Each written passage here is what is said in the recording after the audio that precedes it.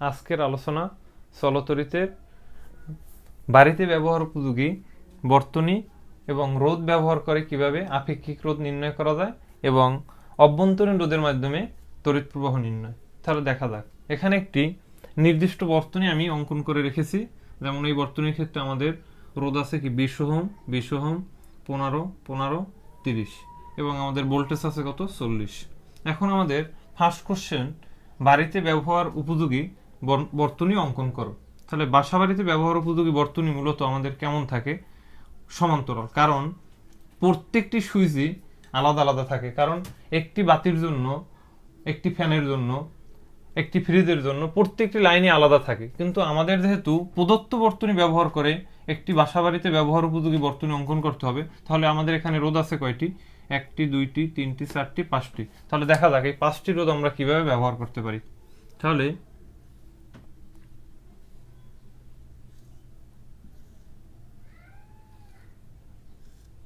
প্রত্যেকটি রোধই মূলত আমাদের সমান্তরালে যুক্ত থাকবে এবং একটি মেইন সুইচ থাকবে আমাদের, এই আমাদের মেইন সুইচ।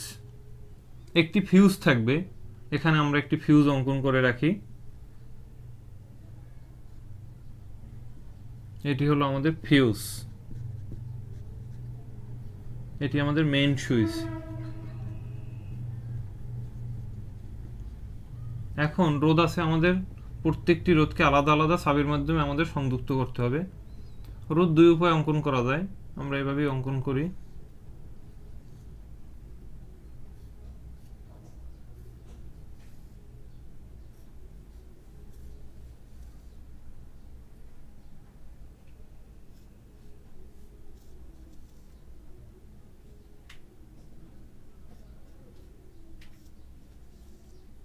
তাহলে রোধ ছিল 1, 2, 3, 4, 5, আমাদের 5টি হলো। এখন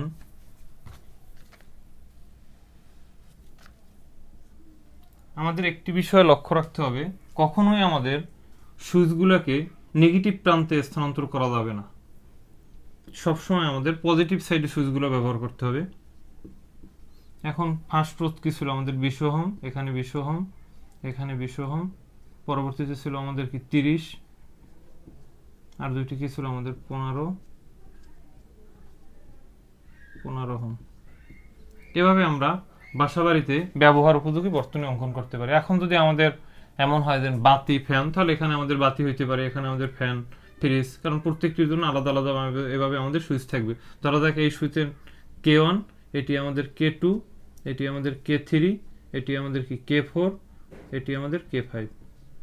এখন K1 সুইচ যদি আমরা বন্ধ করি, তার মানে এর মধ্যে দিয়ে বিদ্যুৎ প্রবাহ যাবে, দেন এখানের এটি ব্যবহার করা যাবে, তখন কিন্তু অন্যগুলো বন্ধ থাকবে। আবার যদি আমরা K2 বা K3 বন্ধ করি তাহলে বিদ্যুৎ যাবে, কিন্তু যদি খোলা অবস্থায় থাকে তাহলে বিদ্যুৎ যাবে না। তাহলে আমরা এভাবে অঙ্কন করতে পারি। এখন আমাদের পরবর্তী কোশ্চেন কি, সিডি তারের দৈর্ঘ্য 5 মিটার এবং প্রস্থচ্ছেদের ক্ষেত্রফল 3 মিলিমিটার স্কয়ার হলে আপেক্ষিক রোধ নির্ণয় করো। তাহলে দেখা যাক, আমাদের প্রদত্ত বর্তনীতে সিডি তারের রোধ কত? 15 ওহম। তাহলে এখানে আমাদের কি কি তথ্য আছে দ্বিতীয় নম্বর প্রশ্নের জন্য? এখানে রোধ R = 15 ওহম। সিডি তারের দৈর্ঘ্য কত? দৈর্ঘ্য L = 5 মিটার। আর প্রস্থচ্ছেদের ক্ষেত্রফল সিডি তারের কি বলা আছে? ক্ষেত্রফল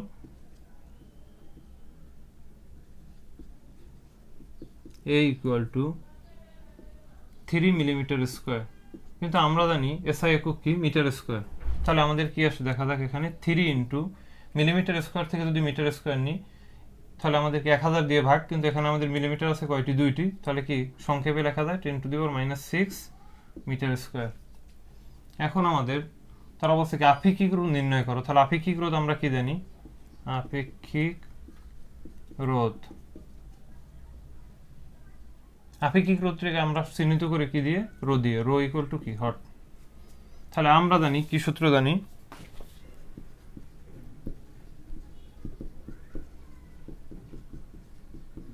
আমরা জানি আপেক্ষিক রোধ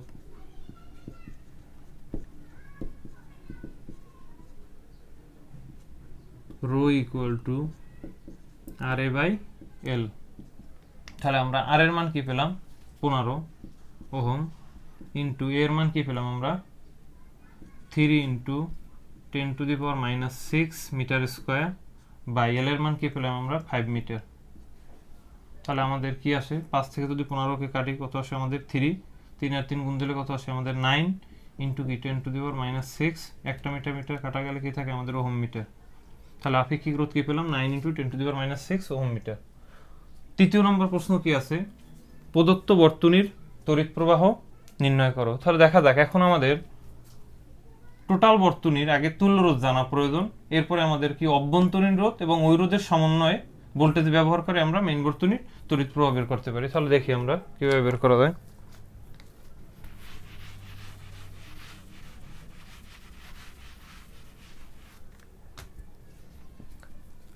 তাহলে এখানে মূলত 20 ওহমের শুরু এখানে, এই 20 ওহমের শুরু এখানে, শেষ এখানে। তাহলে এ পয়েন্টে আমাদের দুইটি রোধেরই শুরু, বি পয়েন্টে দুইটি রোধেরই শেষ। তাহলে আমাদের তুল্য রোধ কি আসবে যদি আমরা সংক্ষেপে বের করি, অথবা সূত্র আকারেও বের করতে পারি।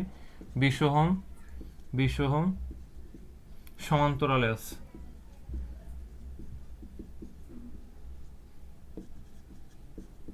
তাহলে এক্ষেত্রে আমাদের তুল্য রোধ কি আসবে 1/Rp ইকুয়াল টু 1/20 প্লাস 1/20, বা Rp ইকুয়াল টু অন্তগণ কত 2, বা Rp ইকুয়াল টু কত আসতেছে আমাদের 10 ওহম।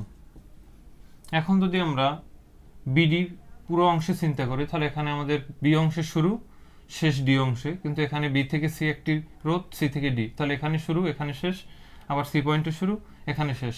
তাহলে এই 15 ওহম কেটে আছে আমাদের শ্রেণীতে, তাহলে আমরা বলতে পারি 15 ওহম শ্রেণীতে যুক্ত আছে। তাহলে তাদের তুল্য রোধ কি আসবে, আর এস ইকুয়াল টু 15 ওহম যোগ 15 ওহম, তাহলে কত আসতেছে আমাদের 30 ওহম। পরবর্তীতে এই 15 ওহম 30 ওহম পেলাম, এই 30 ওহম কেটে আছে আমাদের সমান্তরালে, তাহলে 30 ওহম ও 30 ওহম সমান্তরালে যুক্ত আছে, তাহলে তুল্য রোধ কি আসবে 1/Rp prime equal to 1/30 plus 1/30 equal to, যদি লসাগু করি 30 অন্তগণ কত 2, বা Rp প্রাইম ইকুয়াল টু কত আসতেছে আমাদের 15 ওহম। তাহলে দেখা যাক এখন আমরা কি পেলাম, এখানে পেলাম তিনটি রোধের সমন্বয় 15 ওহম, এখানে দুটি রোধের সমন্বয় পেলাম কত ওহম আমরা 10 ওহম। তাহলে টোটাল বর্তনীর তুল্য রোধ কত আসে, তাহলে তুল্য রোধ আর ইকুয়াল টু Rp1, একটি ছিল আমাদের Rp, আর একটি পেলাম কি আমরা Rp1। তাহলে Rp এর মান কত পেলাম আমরা 10, প্লাস এখানে Rp1 এর মান কত পেলাম আমরা 15, তাহলে মোট রোধ কত পেলাম আমরা 25 ওহম। এখন আমাদের কিভাবে আমরা তড়িৎ প্রবাহ বের করতে পারি, তাহলে আমাদের তড়িৎ চালক শক্তি যেহেতু দেওয়া আছে 40, তাহলে মেইন বর্তনীর তড়িৎ প্রবাহ আমরা কি পাই, তাহলে দেখা যাক।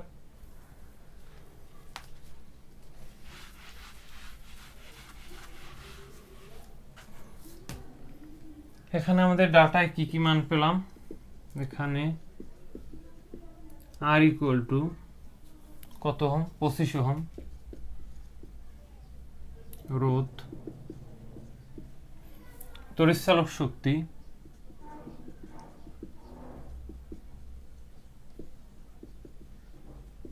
E ইকুয়াল টু 40 ভোল্ট, অভ্যন্তরীণ রোধ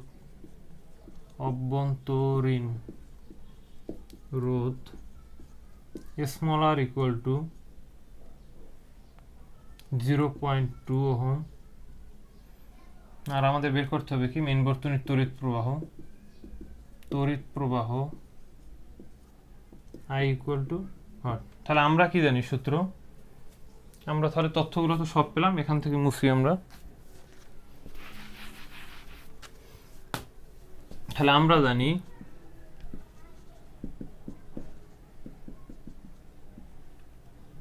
I equal to E by R plus small r। তাহলে আমরা E এর মান কত পেলাম আমরা 40 ভোল্ট, আর স্মল আর এর মান কত পেলাম আমরা 0.2, ক্যাপিটাল আর এর মান পেলাম কত 25, তাহলে 25 প্লাস 0.2 ওহম। যদি আমরা কাজ করি I ইকুয়াল টু, কাজ করলে আমাদের কত আসে 1.587 এম্পিয়ার। অতএব তাহলে I ইকুয়াল টু কত পেলাম 1.587 এম্পিয়ার। এটি হলো কি আমাদের প্রদত্ত বর্তনীর তড়িৎ প্রবাহ। সবাইকে ধন্যবাদ।